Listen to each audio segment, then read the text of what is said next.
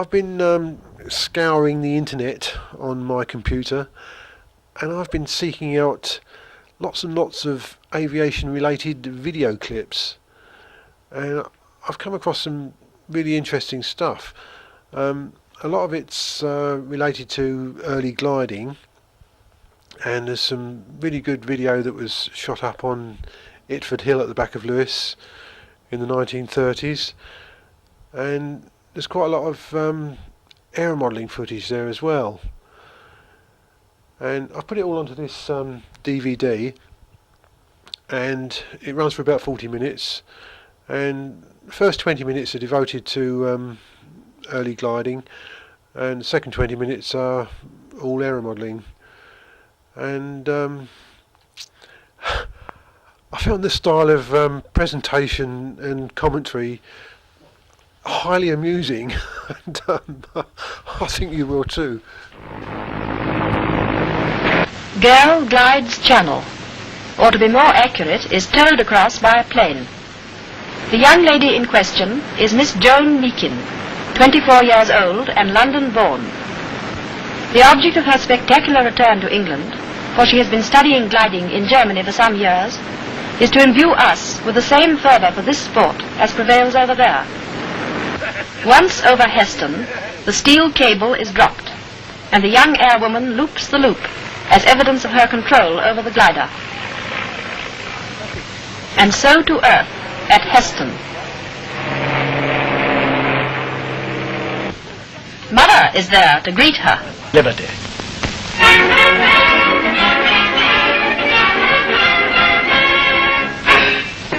Gliding, the real sport of the hour. No motor, no hurry. No idea of going anywhere. Just the poetry of aviation, flying for the sake of flying. The scene is Australia and the scenery Australian. The plane climbs into the cloudy blue over the beautiful coast of New South Wales. The pilot, gaining altitude by the skillful use of prevailing winds and air currents, attains a height of 1,000 feet in half an hour.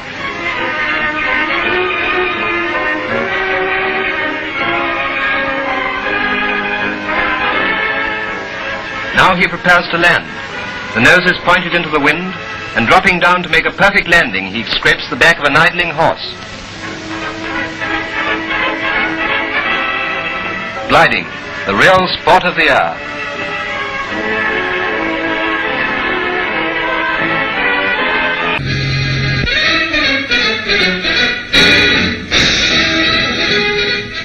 Flight without power. At Dunstable Down, headquarters of England's largest gliding club, nearly 50 young enthusiasts, half of them from Germany, have gathered for a fortnight's meeting, and some of the best flyers are girls. But among the German visitors are some holding the highest gliding certificates. Cars or winches may be used for launching, but manpower is often sufficient, and once released, it is a matter of the pilot's skill to pick up the air currents. English gliders have travelled 100 miles, but in Germany, where the art is even more advanced, they have stayed up 40 hours and travelled 500 miles. Gliding is a young man's sport and a sphere for important aviation research. Without noise, without vibration, they circle and soar, these birdmen of the air. But for the grimmer business of air defense, the power machine still rules. 7 of America's new flying fortresses are in formation, especially for movie turns. Heavily armed and heavily manned, they are claimed to be the fastest bombing planes aloft today. Sinister and terrifying if their mission is to destroy, but graceful and majestic as peace patrols.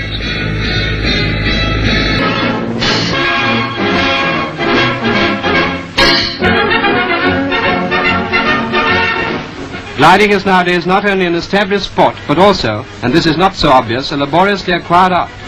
The Downs at Dunstable serve as headquarters for the rapidly growing band of British gliders, and here experts like Mr. Wilkinson demonstrate their high degree of skill. Gliding in a Kirby kite, he moves gracefully on the air currents, floating through the sky smoothly, silently, and apparently with the greatest of ease. But before anyone can attain this standard, he or she must go through a long course of instruction, beginning with a tow along the ground.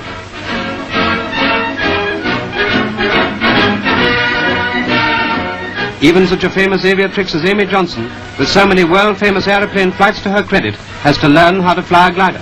So at Dunstable, when the weather is bad, she counts as a beginner and just watches. From France comes the pictorial record of an expert glider. Marcel Doré leaves Toulouse Aerodrome under tow by a monoplane. Notice the glider's wheels, which are used to facilitate the takeoff and are then discarded. Having attained sufficient altitude, the French stunt pilot soars and glides on his own, making a silent study of the air currents among the snowy peaks of the Pyrenees.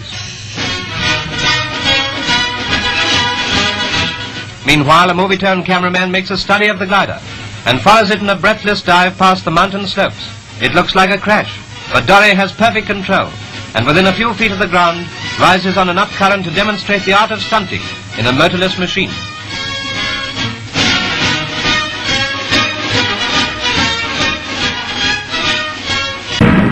British Aviation this week acclaims the exploit of Flight Lieutenant Bill Murray and Stanley Sproul, two young pilots who established a new world two-seater duration record for gliding. Imagine staying up for 22 hours and 13 minutes over Whipsnade. Any moment you might fall asleep and wake up in the Lansdowne. For a week on Dunstable Downs, the national gliding contests have been taking place, and the Undersecretary for Air, Captain Harold Balfour MP, himself a pilot, goes up in one of the engineless planes. Women are among the keenest competitors, and it is a very healthy sign that the past year has seen a big growth in the number of glider pilots.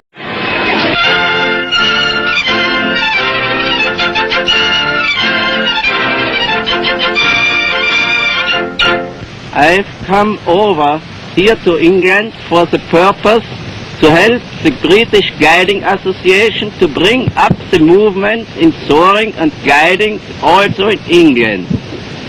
More! Run! Release!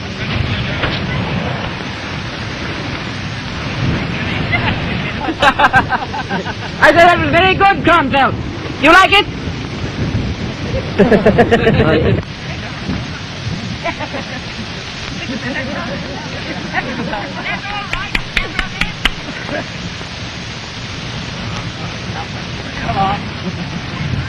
This demonstrates a remarkable ease of control.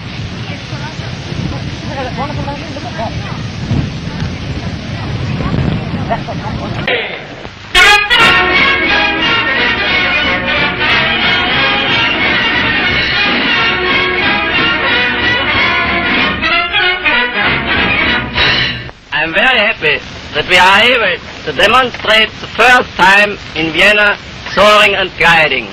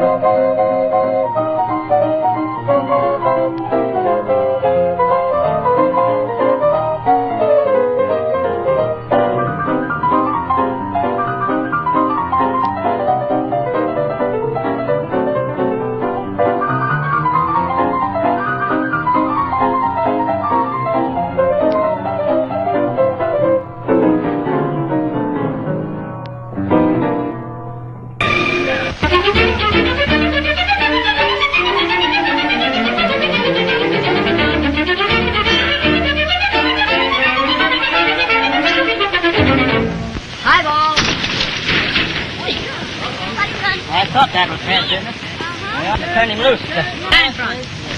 Hey, somebody take him off. Hey, stop. All right. Down in front. Hey, get down. Down in front. Run over. Over, brother. Over, over. Attaboy. Attaboy. Eat your skins every time. Same place. All set? Yeah. All right, let her go. Go, Apollo, go!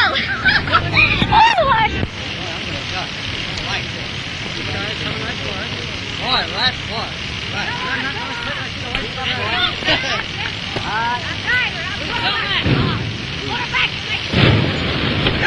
Look out!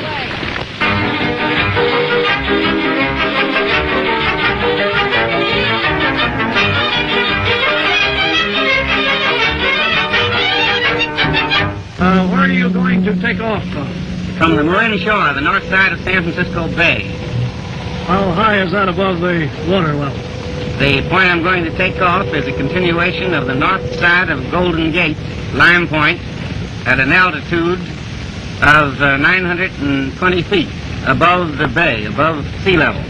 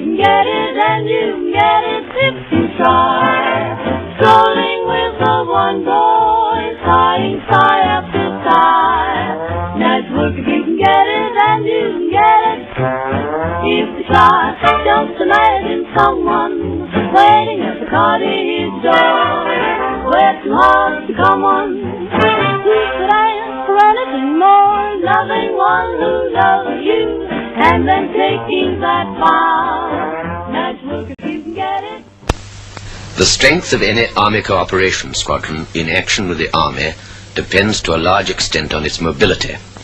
In other words, it must be able to be moved from one airfield to another with the least possible delay. Here, for instance, is my own squadron on the move from A to B. Yap has his own kit and personal belongings to take with him.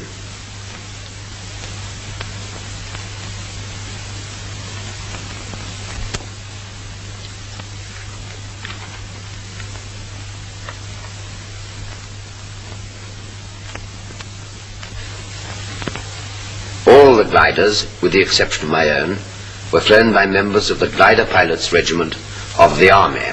The Whitleys, which do the towing, are manned by RAF personnel. This type of exercise gives a good idea of the complete cooperation which exists between khaki and blue. You've already seen soldiers helping us to pack up. Here are some of the glider pilots fixing the tow rope, or knitting as we call it.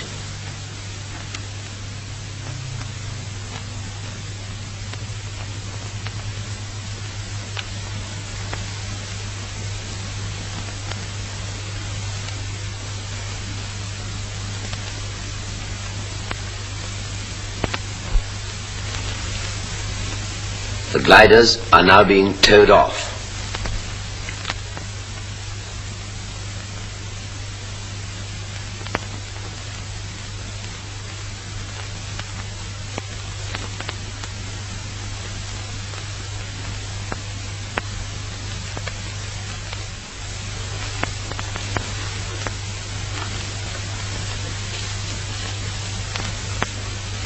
Now we are airborne and on our way.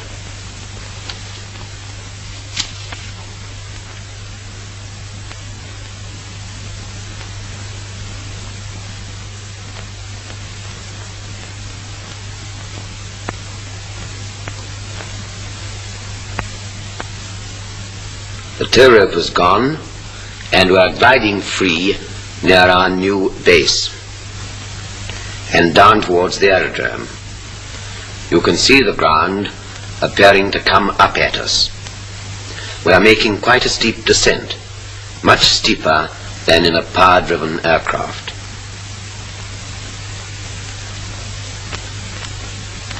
Now we have landed, and the rest are following us down, each going to its own dispersal point.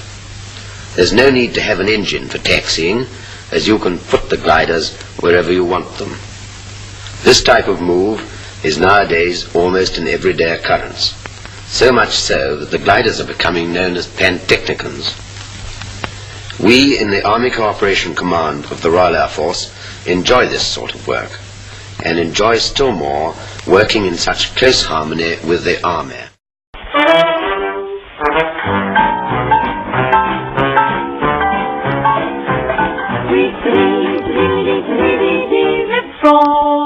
That's nice work.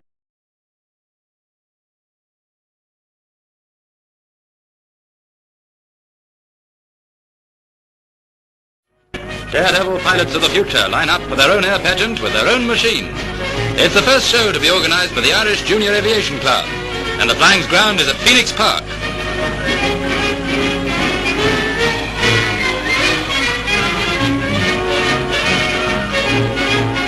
And you know, even a model plane has to be in tip-top tune.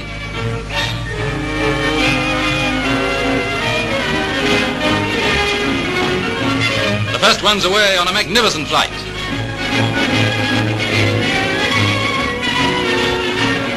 Number 2 takes off, and hundreds of youthful hearts stop beating while it's in the air.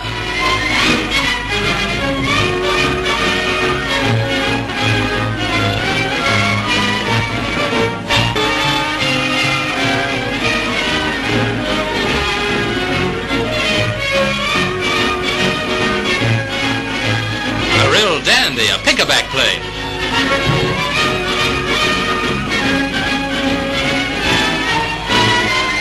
Model flying is the thrill of thrills.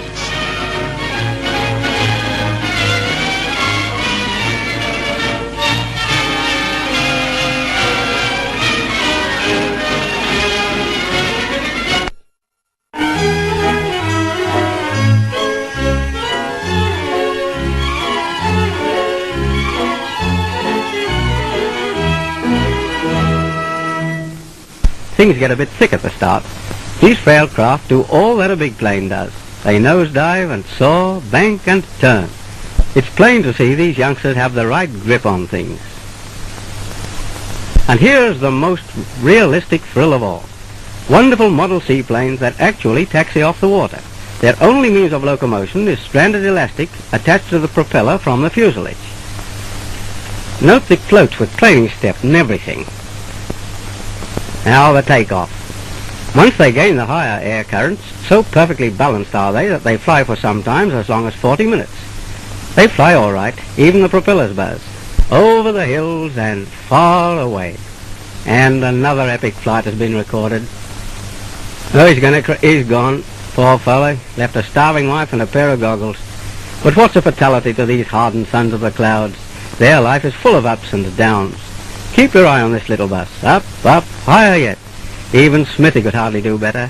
Out of the clouds, down with the grace of a bird. A perfect landing. He's won his wings. They appear out of the nowhere in swarms and soon start on what sometimes proves to be a long flight out over the Pacific. Away she goes, higher and higher. Flying blind, that's all he's doing. The last time this kid was sighted, he was passing through Bathurst, still running. The Model Airplane Club of France holds its national championships, and apparently these machines will do everything bar take their owners up for a flight.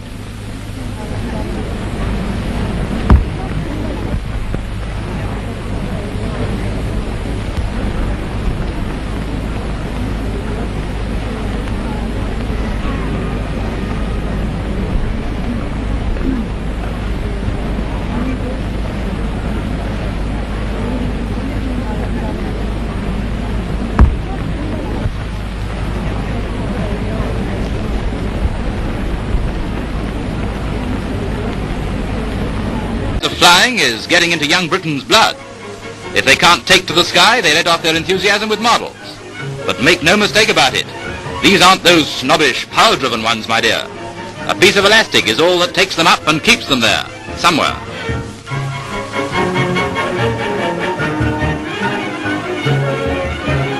The amazing thing is that out of 300 entries, at least 5 flew so high they got into the thermal current high above the Earth. And as far as their owners know, never came down again. So put that in your pipe and sit on it.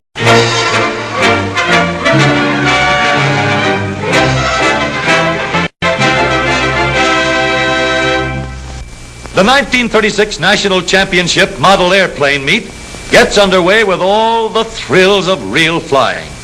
300 model airplane builders from all parts of the United States, Canada, France, and England, with models of just about every type of plane built anywhere in the world. A real gasoline engine, only one cylinder, however, but it has a real spark plug, and it sparks just like the big ones. It has to, for a perfect takeoff like this.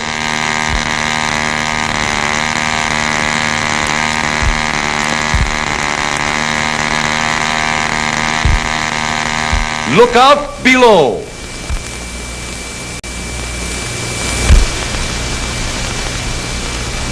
Not all the glory goes to the boys. This member of the fair sex built the entire plane herself. Here's the most exciting of all events, the endurance flight with the hardest of all takeoffs, rising from the ground. Time is clocked on each entry. A plane must keep within sight of the judges to remain in the contest. And after 30 to 40 minutes in the air, not many come back for a perfect landing like this. Uh-oh, almost too late. The family car seems to have been converted into an airplane carrier. The boxes in the luggage compartment back of the rear seat aren't shoes or lunch, just the spare parts and repair department in case of a bad crash. Got to weigh in first to figure out the fuel supply. A half ounce of gasoline for every pound of plane. 4 drops less than a teaspoonful. At that rate, he gets about 412 miles to the gallon.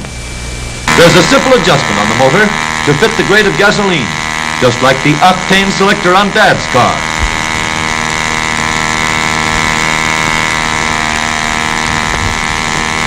And now, after all this excitement, it looks like our little entry got off the course. At times like this, a contestant begins to believe his plane goes a bit too far. But all's well that ends well. Little Willie, Sammy, Johnny, Henry, Cuthbert, or whatever his name is, gets back his putt-putter all safe.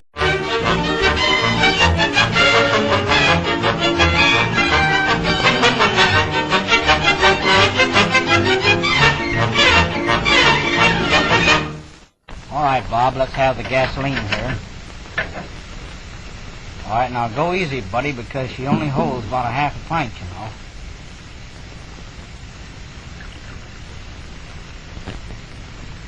Okay.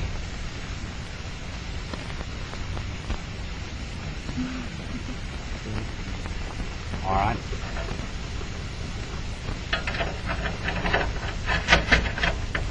All right, Ronnie, let's contact here and get her going.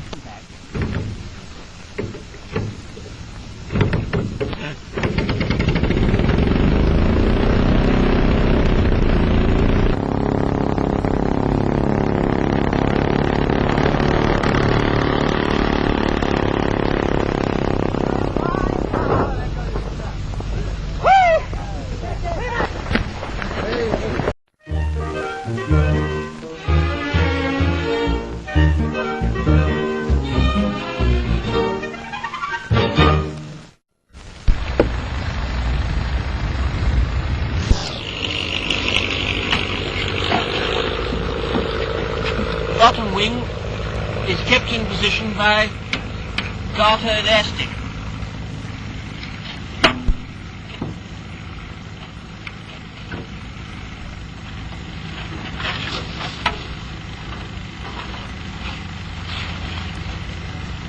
The engine is started up on an accumulator which is plugged into the fuselage, and when the engine is warmed up it is then switched on to a pocket flash lamp battery which weighs about 4 ounces.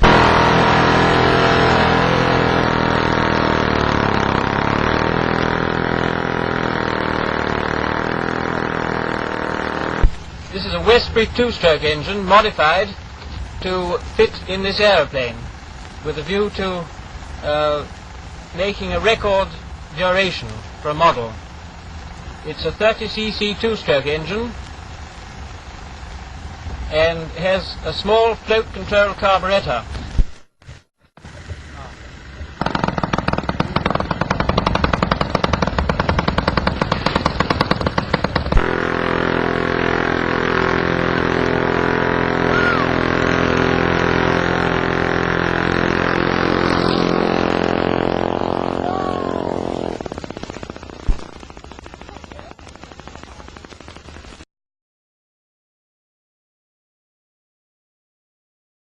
Something taken for granted in the RAF, and there is realism in every line of these vintage planes, Newports and Camels, Chrisleys and Chipmunks, assembled near the runways at Coningsby, Lincolnshire for the RAF Model Aircraft Championships.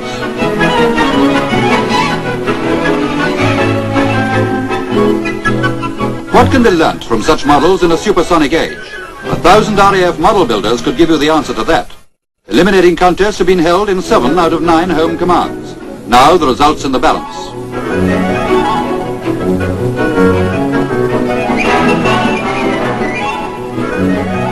For the Concorde d'Elegance, beauty of workmanship wins high points, but beauty itself is not enough.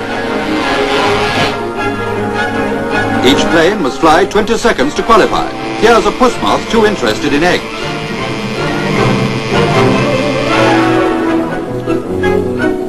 Not all the crashes are as bad as they appear. Engines and airframes can be made airworthy again in a matter of minutes. But not this time.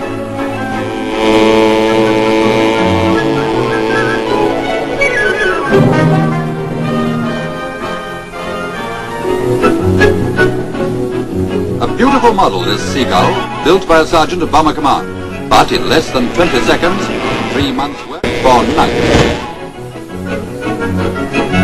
Technical interest at the meeting is centered on radio control, with rudders answering to signals relayed by midget receivers less than 8 ounces in weight.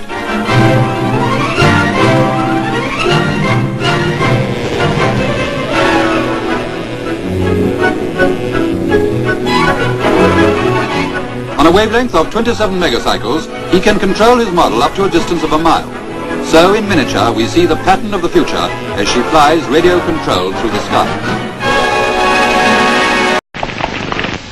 In Tokyo, Japan, young would-be pilots hold their own air pageant. Nowadays, even in the Far East, model planes fly better than real ones used to in the old days before the war.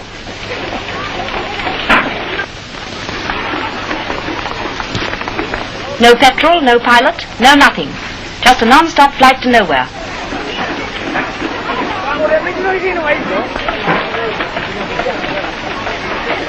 There's another, slap into the middle of somebody.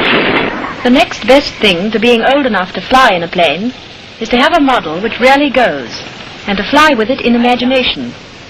So the air-minded youth of Paris holds its own meeting at Vincennes, and various types of machine meet with varying degrees of success.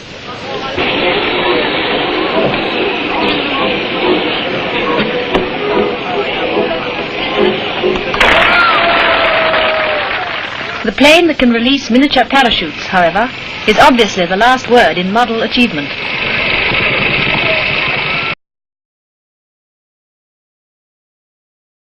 Model planes, like the big fellows, are getting more ingenious every day, and their performance more amazing. Look at this great little flyer, for instance. It'll be hard to take the rise out of her. Up she goes, and almost a loop.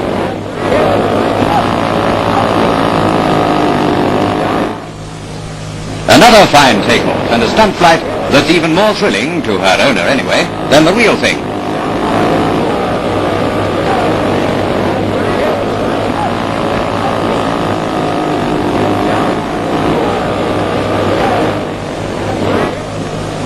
Here she comes, as steady as a rock, and all set for a long cruise.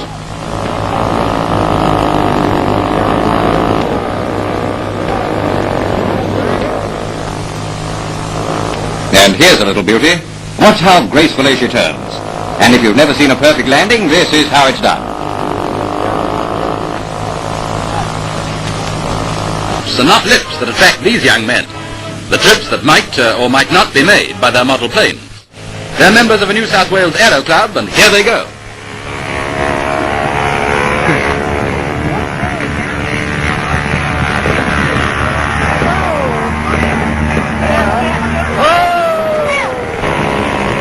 These tiny machines are all petrol-driven and are triumphs of engineering skill. How much of a triumph is seen in this magnificent flight, a real joyride on a spoonful of gas.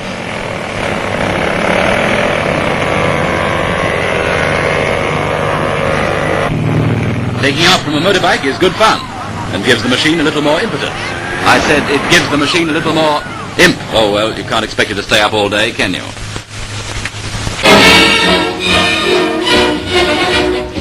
Hundreds of young pilots of tomorrow parade for the National Model Airplane Championships at Chicago.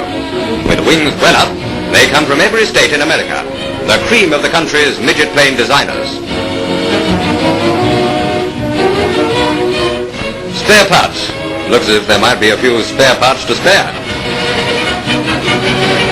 A pusher plane that took 4 months to build. And now they're warming up for the big event. Youthful ambition literally is thrown to the winds. And it's a grand flight.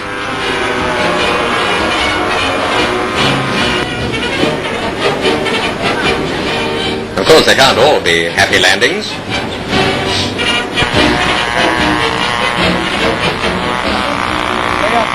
Yes, would you believe it? One is even radio controlled. And it makes the best landing of them all. It wins the championship. These young experts are making sure that the future of America is safe in the air.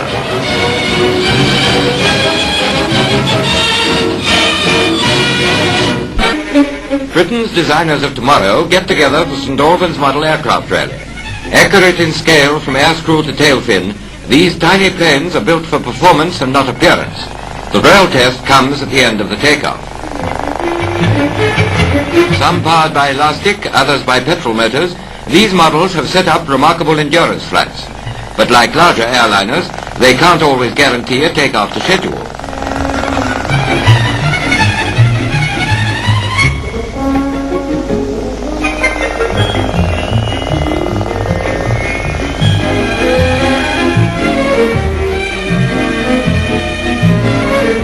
The influence of today's freak plane designing has had its effect even among the models, but they fly, so who cares?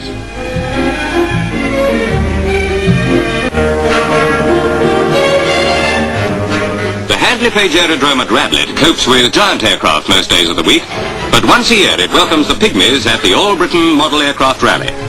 Among the many distinguished visitors from the full-scale flying world is Wing Commander Cat's Eyes Cunningham. From a worm's eye view, this flying fortress might be a real one. But it's a model like the rest. No one would dare to say only a model at such a gathering, for this is a serious hobby, and there are many prizes to be won.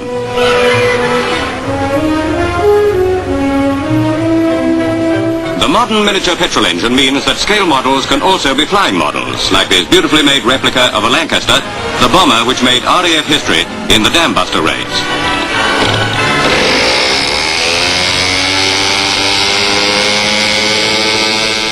With 500 clubs and 20,000 devotees, aeromodelling has become one of Britain's biggest sports. As long as this great reserve of skill and enthusiasm exists and continues to grow, our aircraft industry should never lack promising recruits.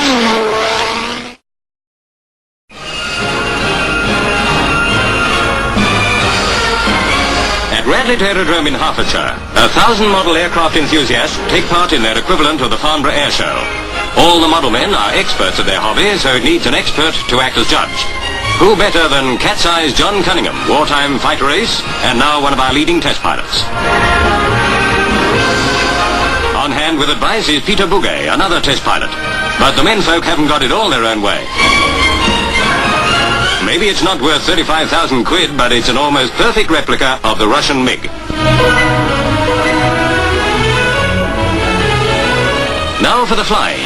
Control wires leading back to their pilots make sure the planes don't get out of hand. For one day in the year, the whirring of elastic and the scream of engines replace the noise of full-size jets at Radlett Aerodrome.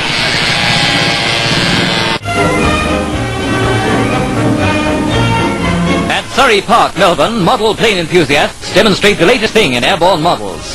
Many of the club's members are ex-Air Force pilots and ground crew, and this has been found a swell way of relaxing on the weekends. Each plane is powered with a miniature replica of the real thing. Tiny engines supply the necessary motive force to whiz these models at speeds of over 70 miles an hour through the air.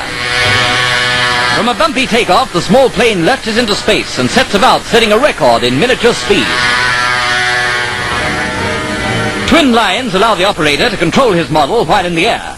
The zooms and dives during the 3 minutes of flight are for the most part the will of the pilot, who is busily getting giddier and giddier as his plane whips about the course.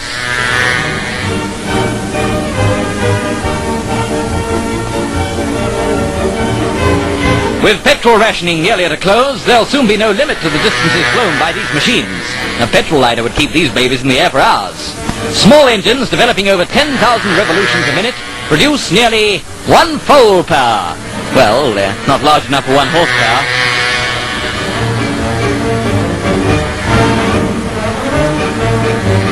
The pastime of flying model planes is ranked as the most thrilling of all model hobbies, and gives the Australian youth of today a rare insight into the airliner of tomorrow.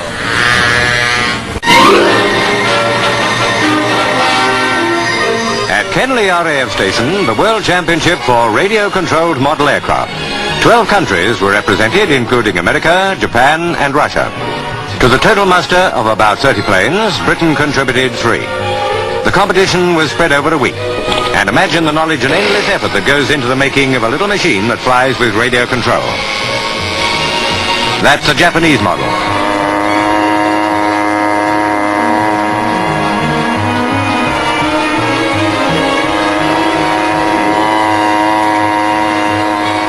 Eventually, Britain won the team prize and an American the individual championship.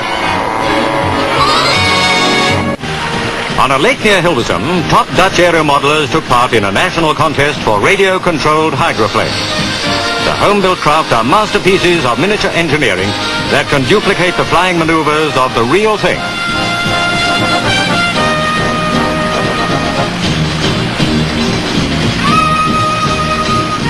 Special fuel puts terrific punch into the pint-sized engine.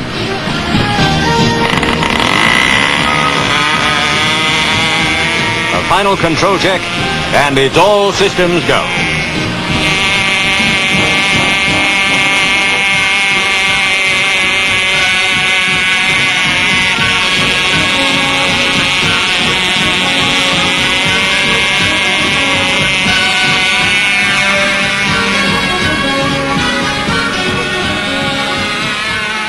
The judges studied aerobatic control as the craft performed at over 50 miles an hour.